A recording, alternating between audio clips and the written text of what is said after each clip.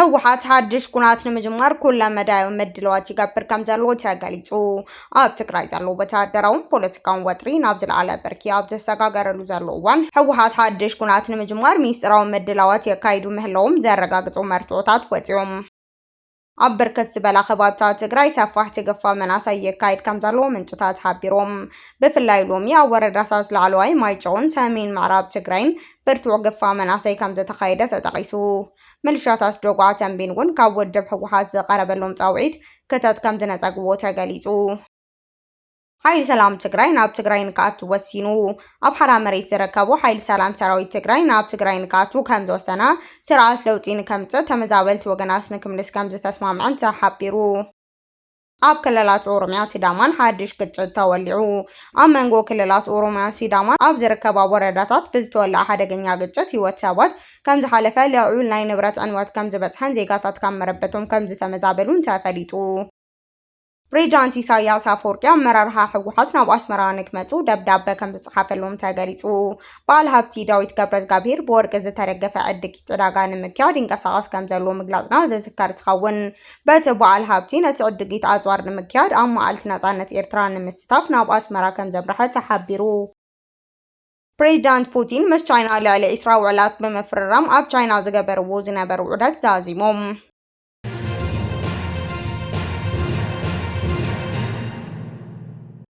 ሰላም ጣና የሃበለይ ተኸታተልቲ ትግርኛ ዜና ለሳህ ዛዝናዮም ዜናታት በቀንድ ነጥብታት ፈልይምናዮ ለና ንሰናይ መከታተልኩም በኽብረ በመዕዳም ናብ ዘርዝሮም ከናስከረኩም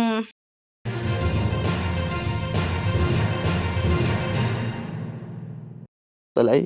ተደናግጽ ኮንፊደንስ እዩ ምክንያቱ ባህጉ ህዝብ ትግራይ አንብርኪካ ንሓዋር ናይ ምጥፋእ ድልየቱ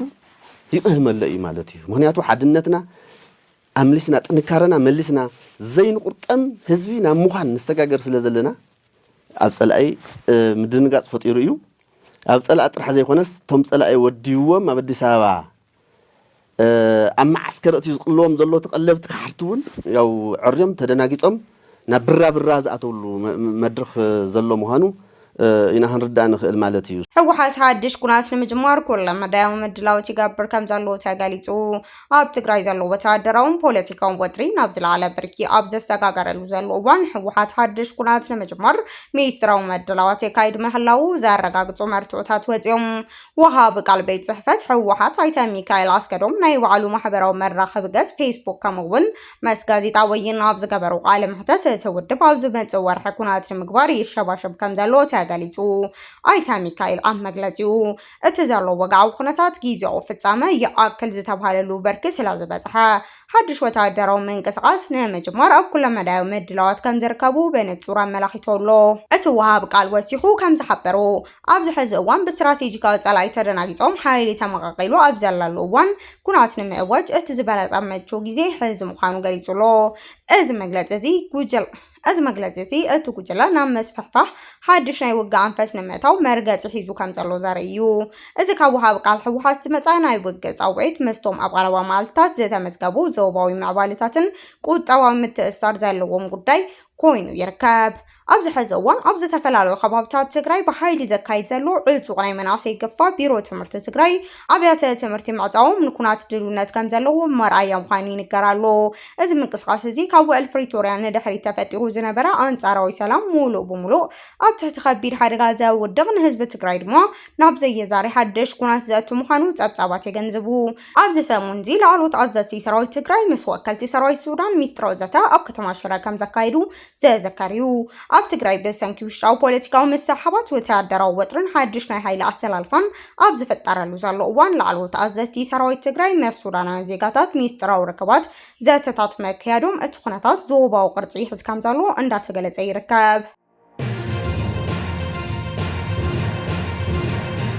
ኣብ بركت زبلا خبابتات تግራይ ሰፋሕቲ ገፋ መናእሰይ የካይድ ከም ዘሎ ምንጭታት ሓቢሮም ብፍላይ ሎሚ ኣብ ወረዳታት ላዕለዋይ ማይጨውን ሰሜን ምዕራብ ትግራይን በርቱዕ ገፋ መናእሰይ ከም ዝተኻየደ ተጠቂሱ ካብ ምንጭታት ዘረኸብናዮ ሓበሬታ ከም ዘረድኦ ኣብ ወረዳ ላዕለዋይ ማይጨውን ዞባ ሰሜን ምዕራብ ትግራይን ሩኢና ሓይሊ ስጉምቲ ዘሎ ገፋ መናእሰይ ከም ዝተፈጸመ ሓቢሮም ካብ ከባቢ ዓድዋ ዝመጽ ሓበሬታ ከም ዝሕብር ኣብ ወረዳ ላዕለዋይ ማይጨው ጣብያ ሓጸቦ ብርክት ዝበሉ መናእሰይ ብሓይሊ ተገፊፎም ሎምንኮ ናብ ኣፈት ከተማ ዓድዋ ተወሲዶም ኣለው እዚ ናይ ሓይሊ መሳርን ምግፋፍን ስጉምቲ ተመስገን ዝበሃል ናይቲ ወረዳ ሓላፊ ፕሮፓጋንዳ ንባልዑ ጥቕ ሰራዊት ሒዙ ብምእተው ዝፈጸሙ ምዃኑ ተረጋጊጹሎ ብሃንደበታዊ ንሓይሊ ወረራ ዝሰንበዱ ወለዲ ድማ ደቆም ናበይ ከም ዝወሰድዎም ብምጭናቕ ተኣኪቦም ይበኽዩ ሰሚዕቶምን ይገልጹ ከም ዘለዉ ንዓይን መሰኻኽር ኣረጋጊጾም ብተመሳሳሊ ዜና ኣብ ዞባ ሰሜን ምዕራብ ትግራይ ብፍሉይ ኣብ ዕዳጋ ወርቂ ዝስረሐሉ ዞባታት ተመሳሳሊ ገፋ ተኻይዱ ሓዲሩሎ ኣብ ዝብለይቲ ዝተገበረ ገፋ ድማ 42 መናእሰይ ብሓይሊ ተታሒዞም ናብ ዘይተፈለጠ ናብ ወታደራዊ ታዕሊም ማዓስከር ከም ዝተወሰዱ ተፈሊጡሎ ምልሻታት ደጉዓ ተንቤን እውን ካብ ውድብ ህወሓት ዝቐረበሎም ጻውዒት ከም ዝነጸግቦ ተገሊጹ ብዕለት 10 ጉንበት 2018 ዓ.ም ኣብ ዝወፀ ኣኺቦ ምልሻ እዋናዊ ካርታት ንቅድሚት ምስላፍ ናብ ኣዳራሽ ከኣቱ ተገይሩ ነይሩ ኣብቲ መድረኽ ከም ጽምዶ ፈሪሱ ይበሃላሉ ንዕፅዋን ክባን እንታይ መማረፂ ተታሒዙሉ ኩናት ኣድላይ ድዩ ደቀና ኣይትመልሱናን ዝብሉ ከበድቲ ሕቶታት ዝተልዓሉ እንተነበሩ እኳ ኣብ መወዳእታ ግን ናብ መሰልጠኛ ክትወርዱ ኣለኩም ዝብል ትእዛዝ ቀሪቡ ይኹን እምበር እቶም ምልሻታት ነቲ ኣኼባ ተባሂሉ ዝተጸዋዕና ግዜ ክወሃበና ኣለዋ ኣይተዳለናን ብምባል ነቲ ጻውዒት ነጺጎምዎ ብምኽንያት እዚ ድማ ብዕለት 12 ጉንበት 2018 ዓ.ም በብጣብያኹም ተጻሪንኩም ክትመጹ ዝብል መምርሒ ተዋሂብዎምን ተበቲኖምን ነይሮም በዚ መሰረት ድማ ትማሊ ዕለት 12 ካርታት ህወሓት በብጣብያ ወፊሮም እንተነበሩ እውን ሓደ ምልሻ ክረኽቦ ከም ዘይከኣሉ ተፈሊጡሎ ሓይሊ ሰላም ትግራይ ናብ ትግራይ ንከኣቱ ወሲኑ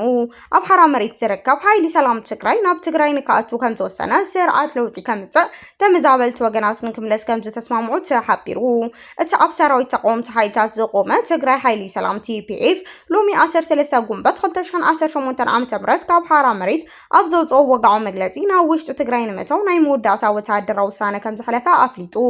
ነዚ ናይ ውግእ ምድላው ወሲዒቡ ናይ ትሌቲ ላዕለዋይ ወተሃደራዊ መራሒ ዝኾነ ጀነራል ከበደ فقادو كونرلي باركان ናብ ግንባር ኸልተ ብምኻድ ምስ ላዕለዎት ኣዘዝቲ ሰራዊት ሓይሊ ወተሃደራዊ ምክክር የካይዱ ከም ዘለዉ ተገሊጹ እቲ ካብ ቤት ጽሕፈት ወተሃደራዊ ሓይሊ TPF ዝወፀ መግለጺ ከም ዝሕብሮ እቲ ሰራዊት ንልዕሊ 1 ዓመት ሙሉ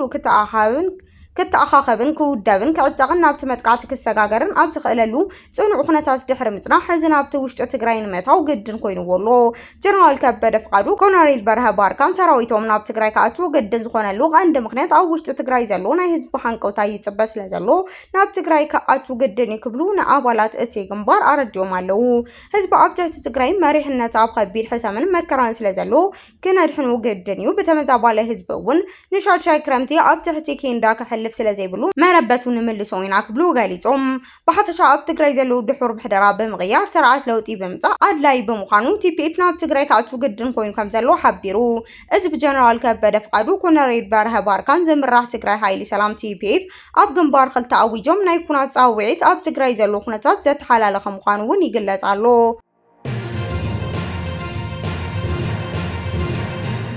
ህወሓት ኣዘዝቲ ሰራዊት ንጊዜያዊ ምምሕዳር ሓይሊ ብረት ብምፍራስ ፕሪቶርያ ከም ዘፍረሰ ኣዊጆም ኣለዉ ክብል ሓድሽ ዝቆመ ቤት ምክሪ ሰላምን ለውጥን ትግራይ ገሊጹ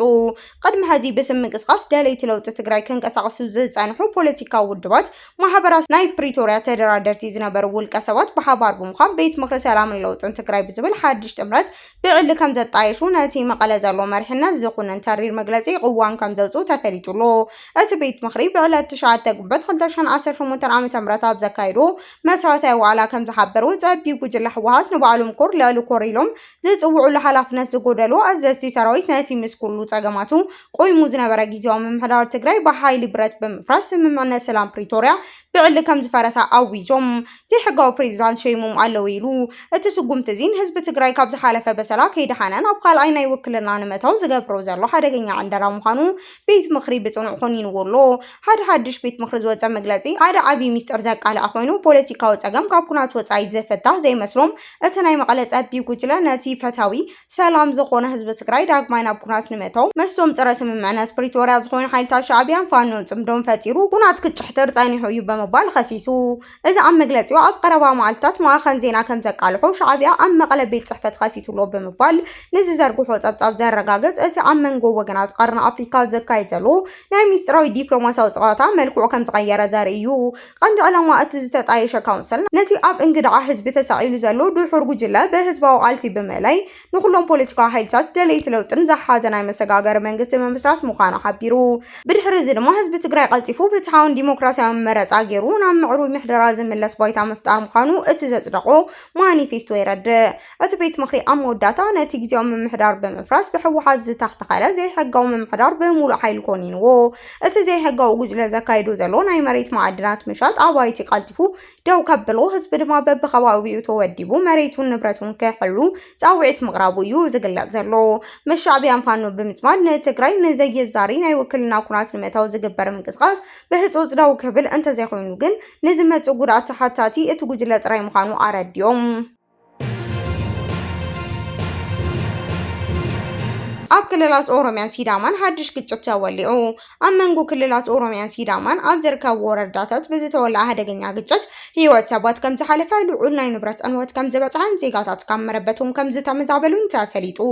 እዚ ግጭት ዝተወልዐ ቅድሚ 3 መዓልቲ ኣብ ምብራቃዊ ዞባ ሲዳማ ወረዳ ጨሬ ፍልይቲ ሪጋ ኣብ መንጎ ክልተ ውልቀ ሰባት ተፈጢሩ ብዝነበረ ናይ ውልቀ ምዝስሓብ ምክንያት ኮይኑ እቲ ጉዳይ ጸኒሑ ናብ ሰፊሕ ናይ ዶብ ግጭት ከም ዝዓበየ ተገሊጹ በዚ ምክንያት ድማ ኣብ ክልቲኦም ማሕበረሰብ ጉድኣት ዝበፅሐ ከኸውን ከሎ ብፍላይ ክልል ሲዳማ ዘለዉ ነበርቲ ኣብ መንበሪኦም ከም ዝተመዛበሉ ተሓቢሩ እቲ ንዓቢ ካብ ዝጅምር ንድሓር ድማ ዝተወደቡ ዕጡቃት ሓይልታት ናብቲ ቦታ ብምእታው ነቲ መጥቃዕቲ የጋድድዎ ንብረት ያንዉ ከም ዘለዎን ተመላኺቱ እዚ ኩነታት እዚ ብህፁፅ ደው እንተዘይሉ እቲ ጸገም ናብቶም ካልኦት ጎረባብቲ ቀበሌታትን ወረዳታትን ክስፋሕፋሕ ከም ዝኽእል ዓብዪ ናይ ጸጥታ ስጋት አንጸላሉ ይርከብ። ነበርቲ እቲ ከባቢ ግዳይ እቲ መጥቃዕቲ ዝኾኑ ወገናት ኣብ ልዕሊ እቲ ዝምልከቱ ናይ መንግስቲ ኣካል ልዑል ቅሬታ የስምዑ ኣለዉ።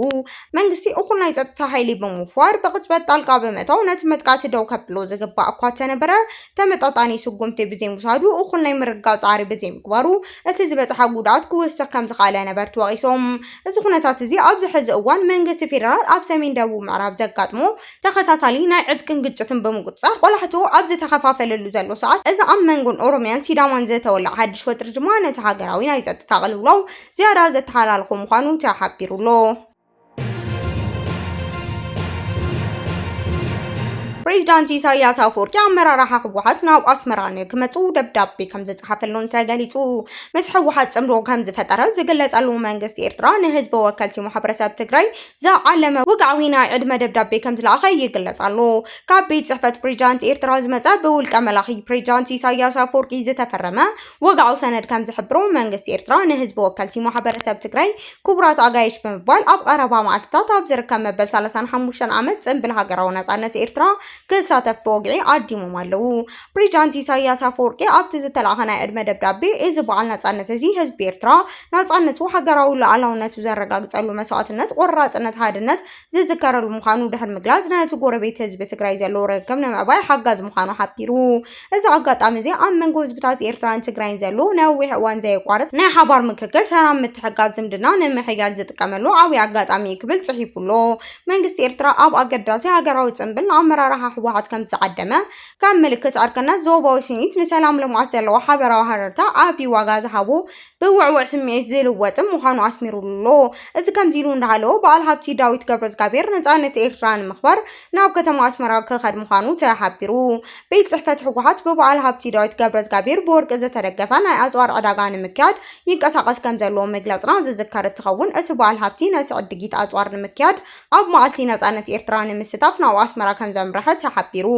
ልዕሊ 20 ዝኾኑ ተሳሓብቲ መኪና እውን ኣብቲ ሰሙን ብከተማ ዓዲግራት ኣቢለን ናብ ኤርትራ ከም ዝተገራ እንዳተገለጸ ይርከብ። እዚ ናይ ፕሬዝዳንት ኢሳያስ አፈወርቂ ናይ ዕድመ ደብዳቤ ምስቶም ኣብ ቀረባ መዓልትታት ዝመጹ ዘሎ ተኸታታሊ ወተሃደራውን ፖለቲካውን ጸብጻባት ፍጹም ዝተኣሳሰረ እዩ። ውድብ ባይቶና ኣብ ዘቃልዖ ሚስጥር ድማ ሻዕቢያ ኣብ ውሽጢ መቐለ ወግዓዊ ቤት ጽሕፈት ከፊቱ ይንቀሳቐስ ኣሎ መባሉ ይፍለጥ። ባይቶ መጻኢ ሶማሊያ ንሃገራዊ ሰራዊት ሶማሊያ አጸንቂዑ ባይቶ መጻኢ ሶማሊያ ሃገራዊ ሰራዊት ሶማሊያ ፖለቲካዊ ጉዳይ ኢዱ ከየቲ ካብ ዝኾነ ይኹን ሕገ መንግስታዊ ስልጣን ዝተዛዘመ ውልቀ ሰብ ትእዛዝ ከይወስድ አተሓሳሲቡ ነዚ ድማ ነቲ ብ15 ግንቦት 2026 ስልጣን ዝዛዘመ ፕሬዝዳንት ሶማሊያ ዝምልከት ርኡይ መወከሲ ምዃኑ እቲ ቤት ምክሪ ገሊጹ ቤት ምክሪ መጻኢ ሶማሊያ ነቲ ሚኒስቴር ምክልኻል ኣብ ልዕሊ ተቃውምቲ ዘካይዶ ዘሎ ስጋኣት ኩናት ብምቕናን ነቲ ኩነታት ነቲ ሃገር ከቢድ ሓደገኛ ክብል አጸንቂዕዎ ቤት ምክሪ ወጻኢ ሶማሊያ ነቲ በሚኒስቴር ምክልኻል ሃገር ዝመጸ መግለጺ ስጋኣት ኩናት ኢሉ ዝገለጾ ናይ ተቃውምቲ ኣካላት ኣባላት እቲ ቤት ምክሪ ዘቐነ በትሪ ኮኒንዎ እቲ ቤት ምክሪ ንዕጡቃት ሓይልታት ሶማሊያ ጻውዒት ብምቕራብ ኣብ ፖለቲካዊ ክርክር ገለልተኛ ክኾኑ ከም ዝግባእ ነቲ ቅዋም ክኽተለው ንሲቪላት ክከላኸሉ ኣተሓሳሲቡ ብተወሳኺ ኣባላት ጸጥታ ካብ ሕጊ መንግስትን ስልጣኖም ዘብቅዕ ውልቀ ሰባት ዝመጽእ ዝኾነ ይኹን ዘይሕጋዊ ትእዛዝ ከነጽጉ ኣተሓሳሲቦም ፕሬዝዳንት ፑቲን ምስ ቻይና ልዕሊ 20 ውዕላት ብምፍራም ኣብ ቻይና ዝገብሩ ዝነበሩ ዑደት ዛዚሞም ፕሬዝዳንት ቻይና ሺ ጂንፒንግ ፕሬዝዳንት ሩስያ ቭላድሚር ፑቲን ናይ ክልቲአን ሃገራት ርክብ ዝያዳ የጠናኽር ዝተባሃለ ልዕሊ 20 ዝኾኑ ናይ ክልተኣዊ ምትሕብባር ውዕላት ተፈራሪሞም ፕሬዝዳንት ፑቲን ኣብ ቤጂንግ ኣብ ዝገበርዎ ናይ ክልተ መዓልቲ ወግዓዊ ዑደት ኣብ ንግዲ ኢነርጂ ቴክኖሎጂ ስትራቴጂካዊ ምውህሃድ ዘተከሩ ናይ ክልተኣዊ ውዕላት ምፍራሮም ብቅጽበት እንዳተቀያየረ ኣብ ዝመጽእ ዘሎ ዓለም ለኻዊ ጂኦፖለቲካዊ ኩነታት ውሽጢ ኣብ መንጎ ክልቲኦም ሓያላት ሃገራት ዘሎ ትእስስር ዝያዳ ዘደልድል ምዃኑ ተገሊጹሎ ፕሬዝዳንት ፑቲን ብዕለት 11 ግንቦት 2018 ዓ.ም ናብ ቤጂንግ ዝኣተዉ ክኸውን ከሎ እዚ ድማ ኣብ ቻይና ዝግበር መበል 25 ወግዓዊ ናይ ስራሕ ዑደት ኮይኑ ተመዝጊቡሎ ፑቲን ብዕለት 12 ግንቦት 2018 ዓ.ም ካብ ቻይና ቅድሚ ምምጾም ኣብቲ ዓቢ ናይ ህዝቢ ኣዳራሽ ምስ ፕሬዝዳንት ሺ ጂንፒንግ ሰፊሕ ዘተ ኣካይዶም እዮም እቲ ናይ ፑቲን ዑደት ዝተኻየደ እዋን ፕሬዝዳንት ሺ ጂንፒንግ ነቲ ናይ ኣሜሪካ ፕሬዝዳንት ዶናልድ ትራምፕ ኣብ ቤጂንግ ተኣቢሎም ካብ ዘተኣናግድሉ ሂደት መዓልታት ድሒሩ እዩ ፖለቲካ ተንተንቲ ካብ ዝብልዎ እዚ ፍጻመ እዚ ቻይና ካብ ዋሽንግተን ሞስኮን ዘለዋ ዲፕሎማስያዊ ርክባት ማዕረ ንምግባር እተካይዶ ዘላ ጻዕሪ ዘርኢ እዩ ንፕሬዝዳንት ፑቲን ብቻይና መንግስቲ ዝተገበረሉ ወግዓዊ ናይ ክብሪ ኣቀባብላ ስርዓት ናይ ቀይሕ ምንጻፍ ኣቀባብላ ወታደራዊ ናይ ክብሪ ሰላምታን ናይ መንግስቲ ድራር ዕድመ ከምኡውን ኣብ መንጎ ክልቲኦም መራሕቲ ዝተገበረ ዕፅዋት ናይ ውልቀ ዘተታት ተኻይዶም እዮም ማእኸል ዜና አልጀዚራ ከም ዝጸብጸቦ ክልቲኦም ወገናት ኣብ መንጎ ዘሎ ርክብ ካብ ቅድሚ ሕዚ ተራእዩ ብዘይፈለጥ ናብ ዝለዓለ ብርክብ ምብጽሑ ገሊጾም ኣለዉ ፕሬዝዳንት ሺ ነዚ ክዳን እዚ ኣብ እዋን ዓለም ለኻዊ ቅልውላው ናይ ምርጋ ምንጪ እዩ ክብሉ ክገልጽዎ ክኸውን ከሎ ፕሬዝዳንት ፑቲን ብወገኖም ኣብ ብሪክስ ውድብ ሕቡራት መንግስታት ውድብ ምትሕብባር ሻንጋይን ሓዊሱ ኣብ ብዙሓት መድረኻት ዝያዳ ዝተዋሃደ ኣሰራርሓ ክህሉ ከም ዝግባእ ኣስሚሮም ኣለዉ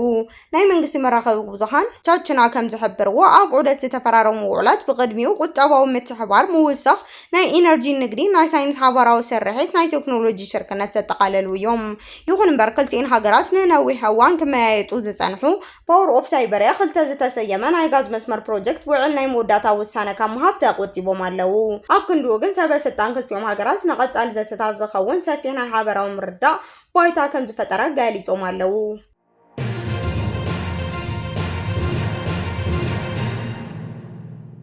ክቡራት ሰንፍትዋትን ተኸታተልቲ ዜናታትና ነዚ ሰዓት ዘዳለናዮም ሓድሽ ምዕባለታትን እዋናዊ ሓበሬታታትን ኣብ ዝዛዚምና ኣለና ንመክትታልኩም ነመስገን